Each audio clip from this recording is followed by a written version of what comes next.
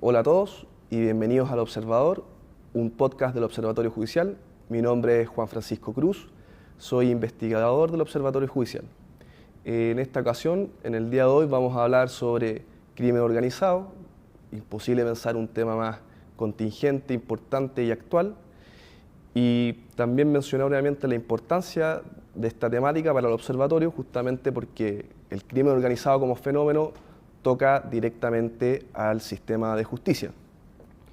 Y para hablar de este tema, en esta ocasión contamos con la presencia de un tremendo invitado, Pablo Ceballos, quien acaba de publicar un reciente libro titulado Un virus entre sombras, el crimen organizado y el narcotráfico y su expansión en Chile. Y qué decir que, bueno, qué libro más oportuno que este, dado el momento en que vivimos. Y digo oportuno porque es un libro que analiza desde la teoría, pero principalmente desde la experiencia, el fenómeno del crimen organizado.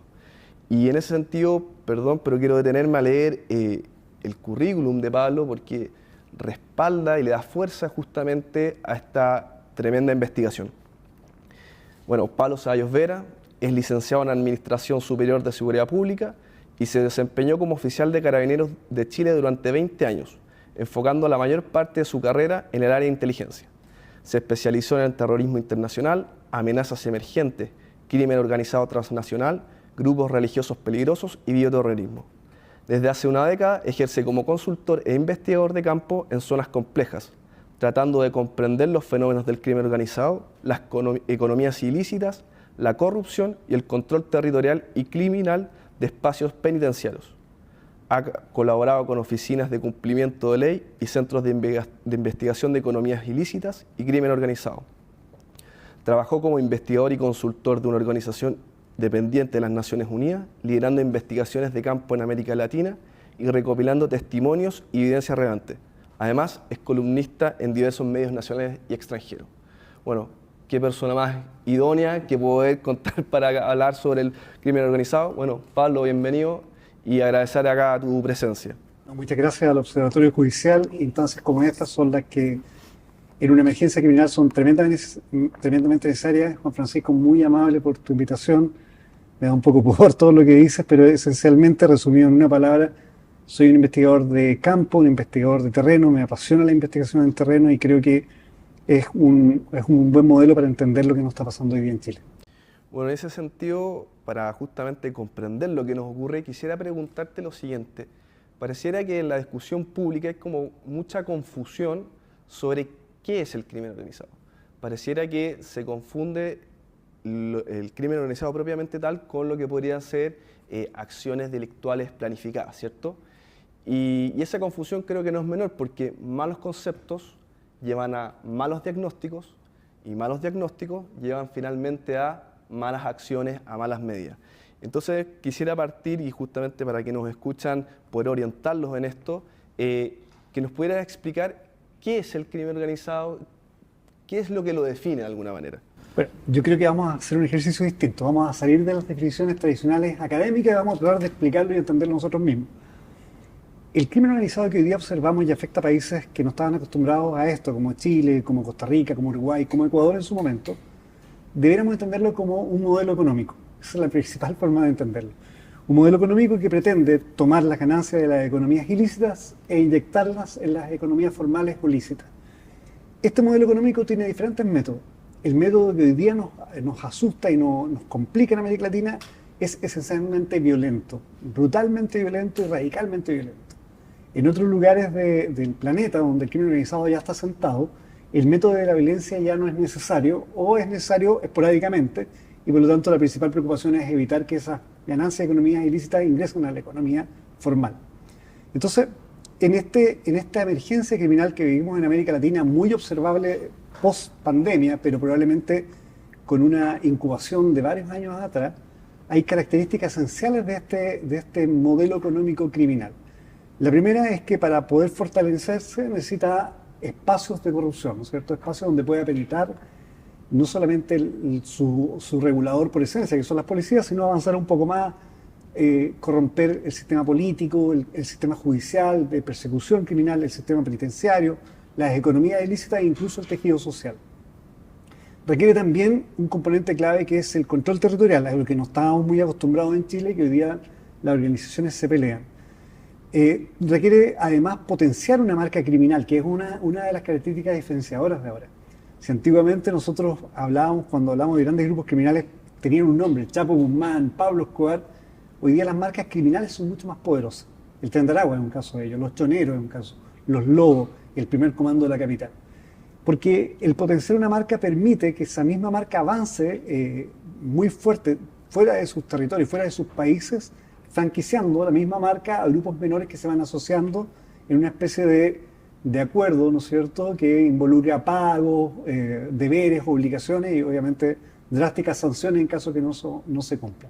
Entonces, en definitiva, el crimen organizado es un fenómeno emergente que está tomando reconfiguraciones diversas, que hay que volver a entenderla, a volver a estudiarla, operacionalizar quizás el concepto para entender si el crimen organizado, que es un fenómeno global, cuáles son las características diferenciadoras de lo que nos pasa acá en Chile, por ejemplo. En ese sentido, encontré muy sugerente esa como analogía que establecías en el libro, en el fondo como con un virus, ¿no? Me acuerdo también en un momento hacías alusión a Maturana, al concepto de vida, y entender este como un organismo adaptativo, en constante evolución, que en alguna forma parasita al final el tejido social, parasita las instituciones estatales y las va corrompiendo desde ahí, destruyendo desde ahí, ¿cierto? Es como el... ¿De qué forma se relaciona con la sociedad? Es lo que lo diferencia de la delincuencia común. Ese es quizás el punto diferenciador para esta nueva forma de tratar de personalizar el concepto, pero que ojalá los académicos no se ofendan, que es una forma de llevar estos fenómenos que pueden ser muy de nicho académico, atravesarlo en las sociedades, porque la sociedad puede ser el primer elemento de resiliencia que se requiere para enfrentar este crimen. Bueno, y en ese sentido, quisiera preguntar, y ahí creo que tu experiencia es muy valiosa en tu investigación de campo, en el fondo, tratar de, si pudiera dar algunas luces de lo que se puede dar en esto, ¿cuál sería la situación actual en Chile? Porque claro, hay una idea general del crimen organizado que comparte ciertos elementos, pero ¿en qué situación estamos? Pareciera ser que es muy difícil, obviamente por el flujo de información, poder generarse una idea lo más certera, digamos, sobre qué es lo que realmente, digamos, qué es lo que está pasando en el fondo. Mira, yo creo que podemos partir diciendo que si en los años 80-90 el crimen organizado era una especie de cohete, el motor de propulsión del crimen era el narcotráfico. Hoy día eso ha reconfigurado y hoy día tenemos que verlo como un avión de estos Antonov con muchos motores. Entonces, no necesariamente apagar el motor de propulsión del Antonov va a significar que otros motores dejen de funcionar. Y ahí surgen nuevos motores de criminalidad como la minería ilegal, la extorsión generalizada, el tráfico de personas, la trata de personas. Entonces, si entendemos eso y nos preguntamos qué pasó en Chile, podemos decir que han venido sucediendo ciertas cosas importantes. Primera, se ha generado una especie de pavimento para lo que tenemos con el descrédito de las instituciones, ¿no es cierto? La caída de las instituciones dentro de la opinión pública. Segundo, creo yo, la politización de muchos problemas complejos, de una politización más bien ideológica, también generaron este pavimento que iba surgiendo, ¿no es cierto?, creando el momento propicio para el ingreso de estructuras criminales emergentes. Pero el componente más importante es la transformación y el cambio que hemos tenido en nuestra propia delincuencia tradicional, local, que normalmente ha sido el talón de Aquiles de todas las sociedades afectadas por el crimen organizado, que no se dan cuenta de eso porque están más preocupados de que están entrando grupos criminales extranjeros con otra operatividad y dejan de lado, ¿no es cierto?, lo que está sucediendo en la propia delincuencia. Cuarto es la emergencia de estructuras criminales que en muy poco tiempo lograron tener una vocación transnacional, salir de una cárcel, por ejemplo, salir de un estado, avanzar por un país y después tomar la decisión de salir de ese país y avanzar territorialmente por otros países hasta llegar a Chile, caso emblemático del Tren de Aragua. Entonces hay un montón de puntos que van sumando un escenario complejo y que hoy día nos presenta lo siguiente. Primero, tenemos una emergencia de criminalidad organizada extranjera, de origen extranjero, muy violenta, con métodos que no conocíamos, tomando el control de territorios y mercados, pero no desaprovechando ninguna oportunidad de mercado criminal, algo que no era muy común en Chile. Entonces, hoy día podemos entender por qué los tipos que estaban robando celulares son los mismos tipos que secuestran al teniente Ojeda o que terminan asesinando a un carabinero o que se dedican a delitos más grandes, porque no están perdiendo ninguna oportunidad criminal que el territorio le está provocando, porque ellos necesitan quedarse en ese territorio y convertirse en la única y exclusiva organización criminal que opera ahí. Por otro lado, tenemos una delincuencia que está entendiendo, porque esto es como un sistema de evolución darwiniana, ¿no? El que no se adapte no va a sobrevivir. Entonces tenemos una delincuencia chilena que dice, mira, nuestros modelos tradicionales de configurarnos como una red familiar o como un clan no son muy rentables en comparación a esta emergencia criminal que empieza a reclutar talentos, a tener sicarios, etcétera. Tampoco es útil que nos dediquemos solamente a un rubro criminal, sino tenemos que empezar a diversificarnos y donde no podamos tenemos que hacer alianza. Quizás es un buen modelo de potenciar marca.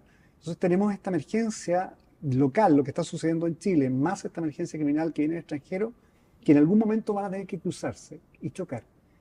Y ahí la gran duda es si ese choque va a ser violento o va a ser un choque que en definitiva sea una sumatoria de esfuerzos.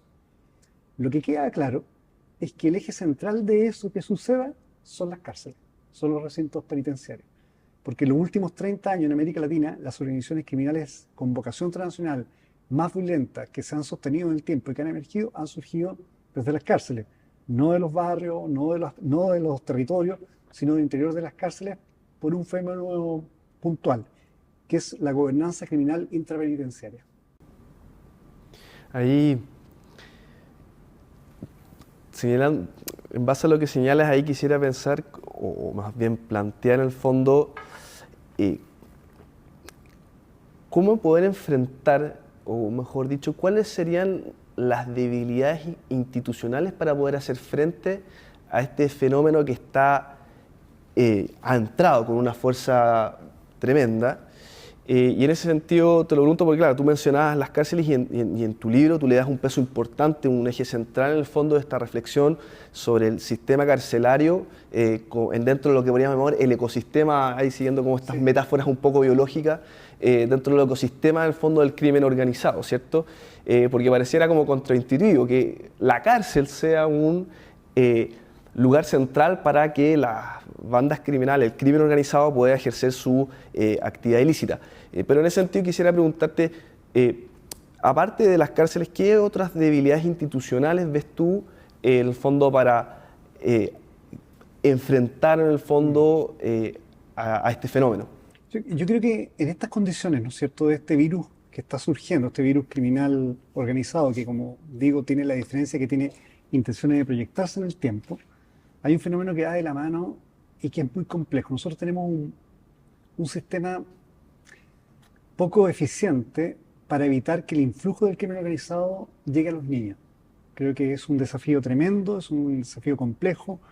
El verdadero campo de batalla hoy día del crimen organizado en Chile se está dando en las escuelas, en los colegios. Las fuerzas especiales para evitar eso son los profesores, y es ahí donde estamos poniendo pocos recursos para entender este fenómeno. Porque si seguimos la lógica de lo que hemos venido hablando, el crimen organizado intenta proyectarse en el tiempo. Entonces la única forma que tú tienes para proyectarte en el tiempo es reclutar muy tempranamente personal, ¿cierto? Si esto como fuera una empresa, reclutamos personal. Y por eso podríamos entender por qué hay un niño fallecido de 13 años en la comuna de Quilicura, junto a otros 3, ¿no?, muy jóvenes también. Entonces, creo que ahí hay un desafío tremendo porque además el sistema de cumplimiento de ley chilena, para sobre todo en temas de responsabilidad penal adolescente, mete a estos niños en una especie de nebulosa donde existen niños que son infractores de ley, conviviendo con niños que tienen problemas de adaptación familiar o que su entorno familiar no es correcto, y lo estás haciendo convivir en el mismo momento sin darle muchas oportunidades y tampoco sin que la sociedad esté muy interesada en ello. Yo creo que eso es súper complejo porque, por lo menos en la investigación que yo he realizado aquí en Chile, en forma prácticamente por un interés comparativo, hemos detectado ciertas protopandillas de carácter identitario que están surgiendo con niños muy jóvenes, que son hijos de migrantes que llegaron a Chile, que no se sienten parte de Chile, tampoco se sienten parte del país que migraron. Y la única asociatividad que están empezando a sentir es la que sienten en el barrio con la gente que está en la misma condición.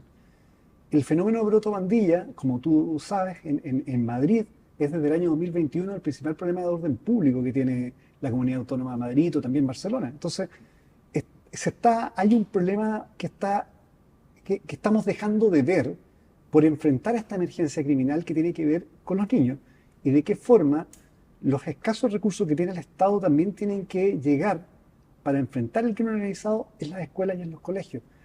no de la forma como creemos, sino de la forma más difícil de todas, que es cómo motivamos a un niño de 12 años que siga caminando al colegio, que llegue a una escuela que se gotea, que no está el profesor, que no hay útiles, o que llegue al colegio y el colegio está en toma. Esa es la pregunta, ¿cómo motivamos a ese niño para que siga el circuito de la educación, no salga se desescolarice, se quede en el barrio y empiece a mirar como modelo a seguir a ese joven que tiene 16, 17, que ya es narco, que porta un arma, que tiene unas zapatillas que son el sueño del niño que estaba en el colegio? Ese es el desafío más importante y es el desafío de lo que tenemos que empezar a hablar ahora. A mí me pareció el libro muy lúcido, la parte donde justamente pone el énfasis, aborda justamente esta idea de cómo se ha ido con el tiempo configurando justamente todo un modo de vida, podríamos decir, una cultura que se refuerza con signos, con música en el fondo, con modos con formas como de trayectorias vitales de progreso social. Creo que lo que señalas ahí, eso se ha hablado poco, en el fondo mostrar ese fenómeno me parece capital al final. Y en ese sentido hay una debilidad, llamémosla social, y quisiera quizás preguntarte institucional en cuanto al no sé si pudieras decir algo respecto al sistema de justicia, qué es lo que has podido ver tú en tu investigación. Ahí sistema de justicia podemos entenderlo de una forma, no solamente los tribunales de justicia, sino si podríamos pensar un poco más amplio el sistema de persecución penal, donde podrías hablar de las policías o podrías hablar Ministerio Público, tribunales. No sé si ahí en tu investigación has podido ver algo sobre cómo está ese mundo, digámoslo. Sí, yo quiero decir que esa fue tu pregunta, pero yo cambié la respuesta anteriormente porque quería dejar ese punto. Pero ahora respondo la pregunta que me dice. Sí, hay varias deficiencias que uno puede ir observando y que lo que da un poco de rabia es que quizás podrían ser rápidamente solucionadas si nos pusiéramos de acuerdo, ¿no? Como sociedad. Hay algunas que son complejas. Por ejemplo, creo que una de las cosas que permitieron entender relativamente rápido lo que pasó en Ecuador fue que en Ecuador existía un observatorio, el Observatorio Ecuatoriano contra el Crimen Organizado. Y ese observatorio sacaba cada cierto tiempo varios informes. Uno de los informes más atractivos es uno que realizan, si no me equivoco, está publicado el año 2019, que ellos analizan las sentencias de crimen organizado en determinadas zonas de Ecuador, realizadas del 2015 en adelante. Y se dan cuenta que en un momento determinado, pese a que habían evidencias brutales de actividad de crimen organizado, con cuerpos mutilados, con mucho muerto, con mucha sangre, ¿no? Algo muy terrible, no habían sentencias ni investigaciones de crimen organizado. Bueno, posteriormente, el año 2023, 2024, el caso Metástasis demuestra que el nivel de corrupción del sistema judicial y también de persecución penal en Ecuador está bastante comprometido y eso podía explicar la ausencia de denuncia. Entonces creo que nosotros tenemos un tema, un déficit y este observatorio lo hace, de analizar nuestras sentencias, de analizar no solamente las investigaciones. Conversábamos previamente que en Chile ya hay muchas sentencias integrantes del Tren de Aragua y tengo la impresión que la información no está interconectada entre las diferentes fiscalías, lo que es complejo porque eso repercute en gente sentenciada o sea puesta a disposición en cárceles, en prisiones, ¿no es cierto?, en diferentes puntos sin saber necesariamente si la asociatividad que ellos tienen puede generar motines o mensajes criminales de característica semiótica para integrar penales en el grupo. Siento también que tenemos un problema capital como país, que ha sido una constante, que llegó el tiempo de cambiarlo. Somos un tanto soberbios en sentir que somos muy diferentes al resto y que nada de lo que le pasa al resto nos va a pasar a nosotros porque somos muy diferentes. Siento que no somos tan diferentes y esa soberbia nos ha llevado a diagnóstico errado, como en su momento éramos un país de tránsito de droga, o en su momento esto era un caso aislado, que no iba a llegar, que estas cosas no pasan acá, o que estas cosas son más terribles en otros lados. Y eso genera una lógica de no interrelacionar conocimiento y vinculaciones institucionales. Pese a que para todos los gobiernos y para todas las autoridades las relaciones entre instituciones son muy fluidas y muy llanas, la verdad es que en la práctica no lo son tanto porque hay ciertos nichos que se resguardan todavía como éxitos personales. O sea, el primero que traiga al delincuente es el que gana y en realidad lo que se necesita es que el Estado entienda que esto es un problema que solamente puede ser combatido con la alianza de todos los servicios del Estado. En ese sentido, creo que tenemos un déficit muy fuerte en dos cosas que creo que van a ser críticas en los próximos años. Primero, nuestro sistema penitenciario que va más allá de la infraestructura, porque aquí en este auditorium podríamos, teniendo el dinero suficiente, hacer una cárcel de máxima seguridad. Es cosa de dinero. Pero si esa cárcel no tiene un régimen penitenciario, si no tiene un sistema de segmentación criminal, si no tiene un sistema de categorización criminal, no sirve de nada. O sea, el libro yo hablo que el 2024, en marzo del 2024, visito la cárcel de Latacunga, en Ecuador, una de las cárceles más modernas, y efectivamente la gobernanza criminal significaba que los líderes asociados de la estructura estaban en la zona de mínima seguridad y los criminales privados de libertad que no estaban asociados estaban en la zona de máxima seguridad, pagando extorsión intrapenitenciaria, etc. Entonces, esa es una debilidad institucional muy grave que se ha venido advirtiendo hace mucho tiempo. Y la otra, creo que estamos en deuda en un sistema de protección de víctimas y testigos, que es algo terrible. En el libro hablamos de algunos casos de mensajes criminales sobre ello. Pero este sistema de protección tiene que ampliarse también a la protección de jueces, fiscales y policías, pero no solo de que vayan a ser víctimas del crimen organizado, sino que vayan a ser tomados por el crimen organizado como actores propios de ellos, sea por dinero o sea por una extorsión de otra naturaleza. Creo que esas deficiencias institucionales son las que tenemos que poner muchísima atención. En el fondo, así como el crimen organizado se organiza, también nuestra institucionalidad en el fondo debe organizarse y blindarse al final para hacer frente. Y ya, bueno, para ir cerrando, Pablo, me gustaría hacerte dos cosas. Una, si pudieras dar así alguna, ¿cuál crees que tú debería ser el camino, alguna medida, pensemos a corto, mediano plazo, que podríamos emprender? Y segundo, si tú quisieras como, ¿cuál crees tú que es como el aporte, la idea central que te gustaría dejar con este libro, que insisto, y que invito a comprarlo, a leerlo, que en el fondo ilumina un momento complejo como país que estamos pasando? Pero gracias, Juan Francisco, yo creo que partiría diciendo que lo que tenemos que proteger, lo que está en juego hoy día, es nuestro sistema democrático y nuestro Estado de Derecho. Las emergencias criminales demuestran el surgimiento de populismo muy fuerte, que caen muy bien en sociedades muy cansadas y que suenan muy bien además al sentido común, ¿no? Y estos populismos que terminan siendo regímenes autoritarios, ¿no es cierto?, pero son validados democráticamente, porque eso es lo más increíble de todo, generan esta dinámica de la guerra contra el crimen organizado. Pero son guerras muy extrañas, porque no hay, en una guerra tienen que haber muertos, ¿no? No hay muertos, sino no pasa nada, bajan los niveles de violencia, la gente aplaude, maravilloso. Y más que guerra, pareciera que detrás de eso hay pactos. Y cuando tú pactas con la criminalidad organizada, ambos tienen que salir beneficiados. Entonces, no es un buen camino para la democracia ni para el Estado de Derecho. Ese es el mensaje principal. ¿Cuáles son las secuencias en nuestro país? Primero, este es un tema que tenemos que atrevernos a despolitizarlo, sacarlo de la trinchera. Lo que no significa que digamos que los políticos no pueden meterse. Es más, aquí tiene que estar la política, pero no cualquier política. La mejor de la política. Porque en la medida que entendamos que la política es el camino para generar políticas públicas que se prevalezcan en el tiempo, que vayan más allá del gobierno de turno. Porque el crimen organizado va a quedarse por un buen tiempo en Chile y eso entiende que todas las sensibilidades que quieren llegar a ser poder probablemente lo van a hacer y van a tener el problema común.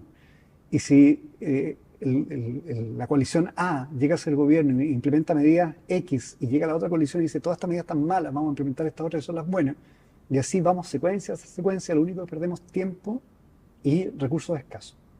Entonces despolitizar esto, después trabajar rápidamente con la ayuda de la academia, de los observatorios, del trabajo que tú estás haciendo, el trabajo que hace Libertad de Desarrollo, lo que hace el Observatorio Judicial, para que haya un diagnóstico compartido de la amenaza. Eso es esencial. Tenemos que entender un diagnóstico de qué nos enfrentamos para poder enfrentarlo bien, ¿no? Una vez que tenemos esos dos pasos, que son los más difíciles de lograr, yo creo que tenemos que trabajar en solventar nuestro sistema completo de cumplimiento penitenciario, de cumplimiento de ley, pero específicamente centrado en el tema penitenciario, tomar la decisión como país de si vamos a profesionalizar definitivamente al servicio público llamado Gendarmería, porque no es una institución según lo determina la ley, ¿no? avanzar a eso con sacrificios para ellos, sacrificios para políticos, ¿no es cierto? Pero es algo que se merece la institución de Gendarmería y que se merece el país también, una institución a la altura del desafío. Y yo creo que finalmente, como tú me dices, una última reflexión, este libro se llama Un virus entre sombras y yo creo que todo virus o toda bacteria muere con la luz. Entonces necesitamos dar más visibilidad a este problema para que juntos podamos enfrentarlo. Bueno, yo simplemente, después de la reflexión final, agradecerte, Pablo, esta instancia. También agradecer tu testimonio, creo que también es valiente, porque con estas cosas uno se expone, no solamente ante la opinión pública, sino que se expone, digámoslo, de alguna forma también ante el propio crimen organizado. No, me imagino justamente, como dicen, es un virus que no le gusta la luz, y este libro ilumina en ese sentido. Así que quisiera nuevamente agradecerte tu presencia, compartir tu tiempo acá con nosotros. Por supuesto también agradecer a quienes nos escucharon y bueno, invitarlos siempre a seguir al Observatorio Judicial en sus redes sociales, en nuestra página web y poder seguir nuestros informes y contenido que generamos. Así que una vez más nos despedimos aquí en El Observador. Muchas gracias, Pablo. Muchas gracias.